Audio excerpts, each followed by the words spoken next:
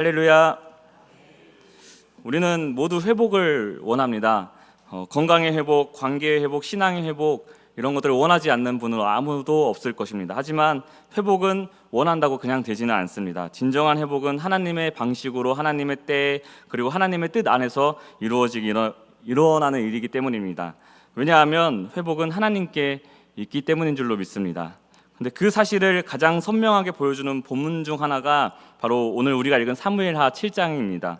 여러분 혹시 이틀 전에 수요밤 설교를 기억하시는지 모르겠습니다. 사무엘상 4장에서 이스라엘은 블레셋과 전쟁에서 패배합니다. 그 패배의 원인이 무엇인가? 이스라엘이 하나님을 찾은 것이 아니라 이 미신처럼 하나님의 언약궤만 우리가 앞세우면은 자동으로 승리가 보장된 것처럼 하나님을 이용하려 했기 때문입니다.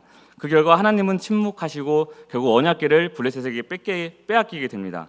껍데기만 남은 신앙, 하나님이 없는 열심이 이스라엘의 실패였고 동시에 우리의 신앙이 얼마나 그런 함정에 빠지기 쉬운지를 우리가 볼 수 있었습니다. 그런 의미에서 우리가 회복을 원한다고 말하지만 정작 그 회복을 내 생각대로, 내 계획 안에서, 내 방식대로 하려고 한 적은 없는가? 다시 말해서 우리가 회복을 원한다고 하면서도 하나님께 묻고 하나님을 붙잡는 그런 신앙적인 태도를 잊은 채 그냥 언약궤만 가져다 놓으면 이길 것처럼 착각했던 이스라엘과 같은 그런 신앙적인 태도에 머무르고 있지 않은가 돌아봐야 하는 것입니다.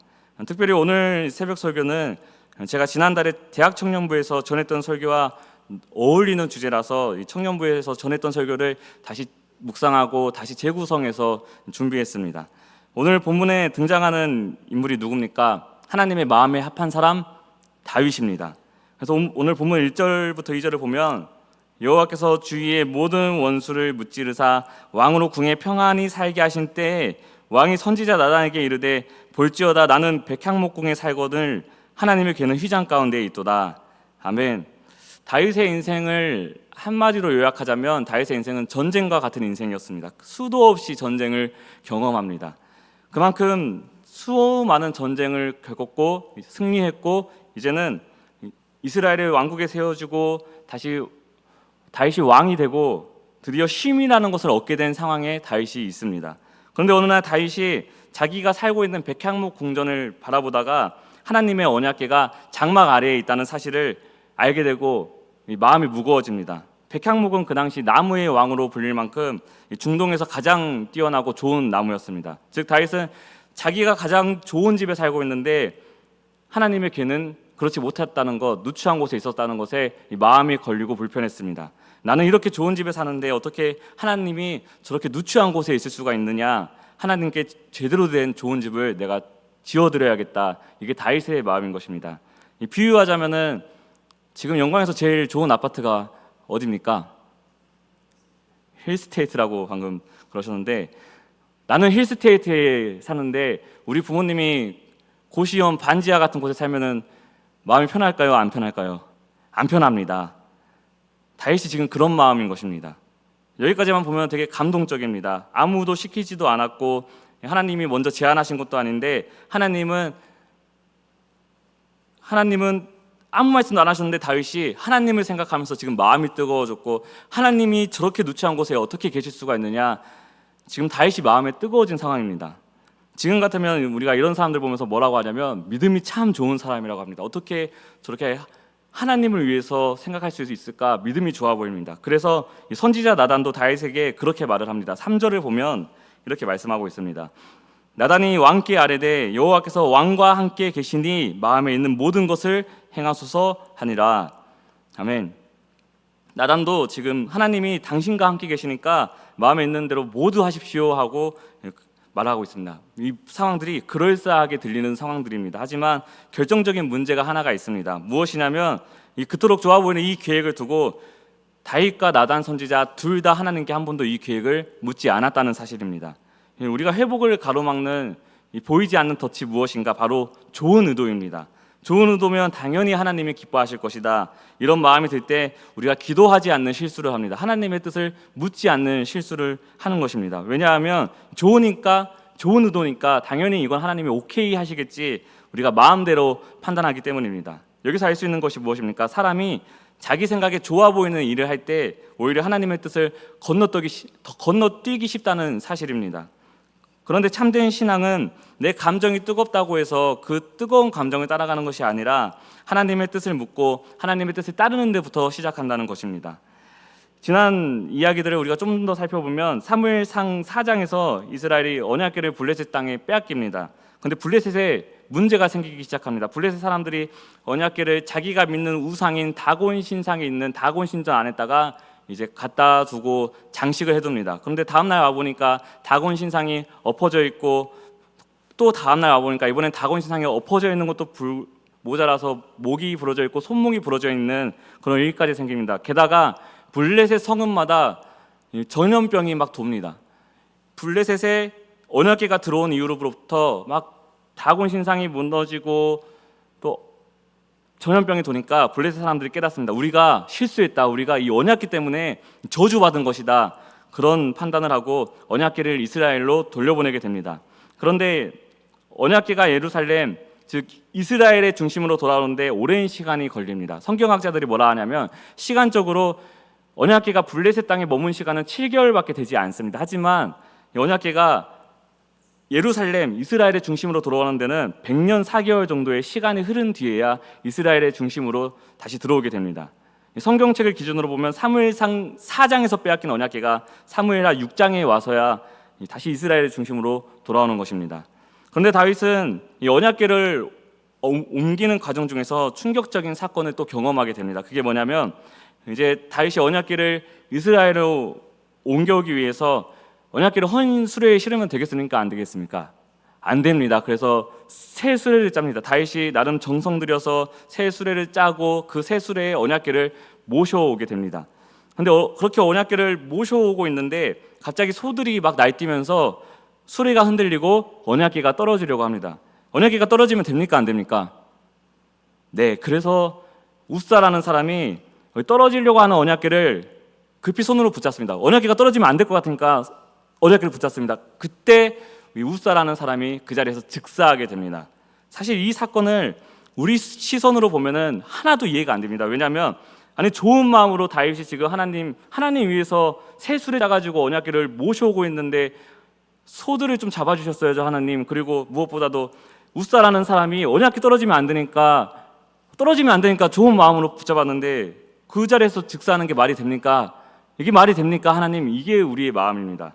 근데 그게 가장 중요한 포인트입니다. 다윗은 좋은 의도와 감정으로 하나님의 궤를 옮기려고 했습니다. 그런데 하나님의 규례, 즉 율법에서는 레위인이 언약궤를 어깨에 메고 옮기도록 하나님은 이미 말씀하셨습니다. 다윗은 그 규례를 무시하고 수레로 옮겼고 또 우사도 그 결과로 죽게 된 것입니다. 다윗은 좋은 마음이면 다 되는 줄 알았는데 그게 아니라는 것을 알고 충격을 받습니다. 그 다음에 어떻게 하냐면 다윗이 그 후에 하나님께 뜻을 묻고 또 하나님이 말씀하신 대로 율법에서 말씀하신 대로 언약궤를 예루살렘으로 옮길 수 있었습니다. 레위인들이 어깨에 메고 그렇게 옮길 수 있었습니다.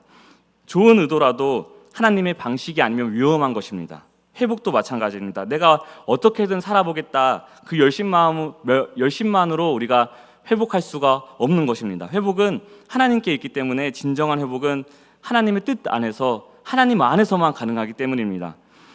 다시 오늘 본문 4절을 보면 이렇게 말씀합니다. 그 밤에 여호와의 말씀이 나단에게 임하여 이르시되, 다윗과 나단이 지금 아주 좋은 계획을 세운 바로 그날 밤에 하나님이 나단에게 직접 말씀하십니다. 그 밤에 하나님이 직접 말씀하셨다는 것은 하나님이 이 일에 매우 적극적으로 직접 개입하시겠다는 의미입니다.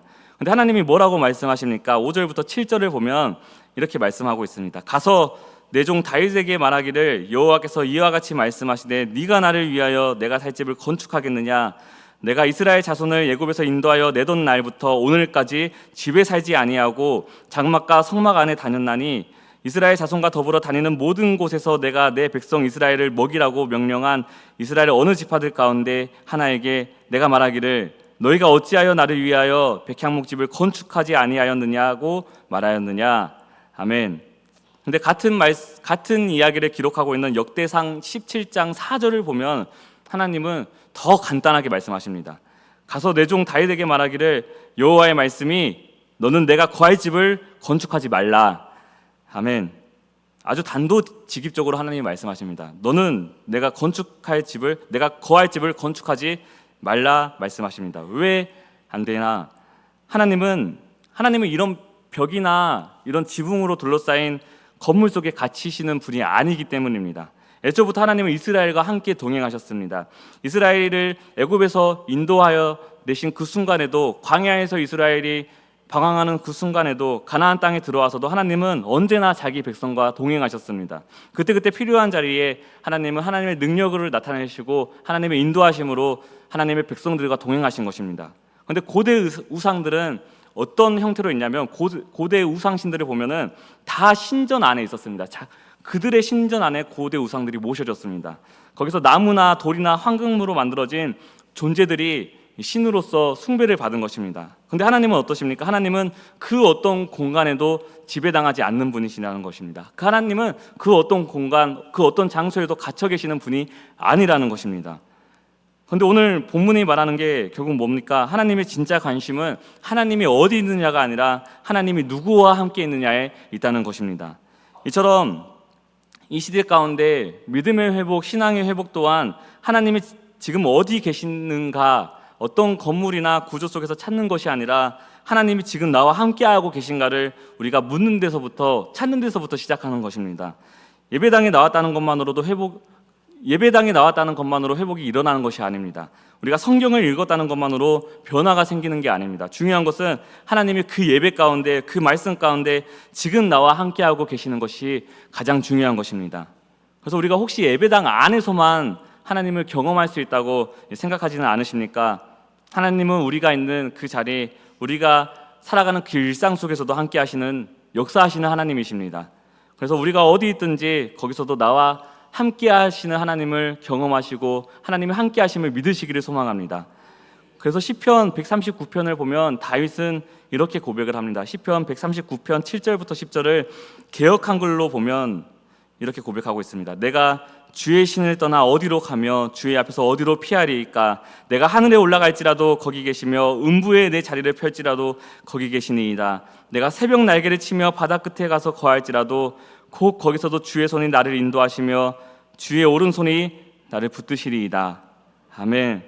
우리가 새벽 날개를 치며 바다 끝에 거할지라도 하나님은 거기 계신다는 사실을 믿으시기를 소망합니다. 오늘 본문에서도 중요한 것은 하나님이 그냥 다윗에게 다윗 너 성전 짓지 마 이렇게 거절하신 것이 아닙니다. 오히려 하나님은 그 자리에 다윗에게 엄청난 약속을 던지십니다. 오늘 본문 8절을 제가 좀 더 이해하기 쉽게끔 세 번역으로 읽어드리겠습니다. 그러므로 이제 너는 나의 종 다윗에게 전하여라. 나 만군의 주가 말한다. 양떼를 따라다니던 너를 목장에서 데려다가 내 백성 이스라엘의 통치자로 삼은 것은 바로 나다. 아멘. 하나님은 지금 뭘 하고 계십니까? 다윗에게 지금 다윗의 과거를 기억하게 하십니다. 너 원래 양이나 따라다니던, 그냥 양이나 치던 그냥 양치기였잖아. 근데 그런 너를 내가 불러서 내 백성 이스라엘의 통치자로 세웠어. 그거 너가 한 거 아니야, 내가 한 거야 하고 하나님이 말씀하고 계십니다. 그런데 이 말이 단순히 다윗에게 너 올챙이적 생각해라 이런 의미가 아니라는 것입니다. 하나님은 지금 다윗의 출발점을 확인시켜주고 계십니다. 하나님의 은혜가 다윗의 출발점이었다는 사실을 하나님은 다시 한번 확인시켜주고 계시는 것입니다. 그래서 다윗 너는 너 스스로 위대해진 게 아니라 내가 너를 키우고 내가 너를 세웠어 라고 하나님이 말씀하시는 것입니다. 근데 더 중요한 것은 네가 나를 위해서 뭘 하겠다고 말하기 전부터 나는 너를 위해서 수십 년 전부터, 아니 태초부터, 창세전부터 너를 위해 계획하고 움직이고 있었단다. 이게 하나님의 말씀하시는 중심이라는 것입니다. 그래서 이어서 하나님은 정말 말도 안 되는 약속을 다윗에게 던지십니다.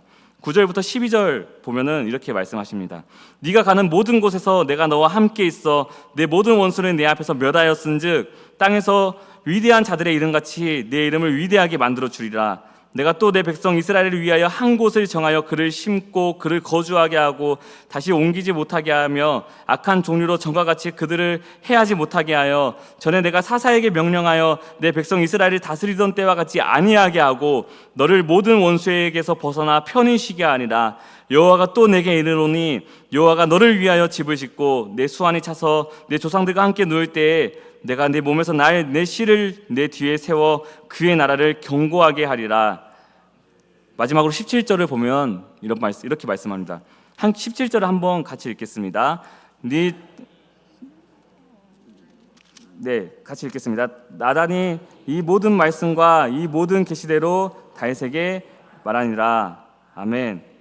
중요한 것은 하나님이 말씀하신 대로 하나님이 이루신다는 것입니다. 네 집과 네 나라가 내 앞에서 영원히 보존되고 네 왕위가 영원히 견고하겠다 하라 하신 그 나단 선지자를 통해서 다윗에게 하신 말씀을 누가 이루어 가십니까? 하나님이 친히 이루어 가신다는 것입니다. 다윗은 지금 하나님을 위해서 하나님의 집을 짓겠다고 나섰는데 오히려 하나님은 내가 너를 위해서 너의 집 왕조를 세울 것이다 말씀하십니다. 여기서 그 유명한 다윗 언약이 선포된 것입니다. 하나님은 결국 예수 그리스도를 통해 이루어질 영원한 회복을 약속하셨습니다. 예수님은 다윗의 족보를 통하여서 만민의 왕으로 이 땅에 오십니다. 그리고 죄와 사망의 권세를 이기심으로 이 땅 가운데 하나님 나라를 시작하셨고 예수님이 다시 오실 때 재림하실 때 이 땅 가운데 하나님 나라가 완성되는 것입니다. 이 모든 것이 죄로 무너진 인간 세상과 하나님과의 관계를 완전히 회복하기 위한 하나님의 마스터 플랜, 완전한 계획, 완벽한 계획인 것입니다. 사랑하는 여러분, 회복은 내가 어떤 큰 일을 해서 얻는 보상이 아닙니다. 회복은 하나님이 나를 위해 이미 준비해 놓으신 은혜의 결과입니다. 그래서 회복의 중심에는 예수 그리스도가 계십니다. 다윗은 결국 성전을 짓지 못했습니다. 하지만 그 대신 영원한 언약을 하나님께 받았습니다. 그 언약은 다윗이 죽은 후에도 이스라엘이 나중에 망합니다. 이스라엘이 망한 뒤에도, 그리고 성전이 무너집니다. 성전이 무너진 뒤에도 여전히 살아있었고 예수 그리스도 안에서 완성되었습니다. 우리는 신앙생활을 하면서 자꾸만 무엇인가를 해야만 인정받는다는 방식으로 하나님께 나아가려고 합니다. 하지만 하나님께서 오늘 다윗에게 이렇게 말씀하셨습니다. 내가 너를 목장 곧 양을 따르는 데에서 데려다가 내 백성 이스라엘의 주권자로 삼고 네가 가는 모든 곳에서 내가 너와 함께 있어 내 모든 원수를 내 앞에서 멸하였은즉 땅에서 위대한 자들의 이름같이 내 이름을 위대하게 만들어 주리라. 아멘. 이 말은 회복은 내가 일한 결과가 아니라 하나님께서 나를 위해 먼저 준비하신 은혜의 열매라는 것을 우리에게 보여주고 있습니다.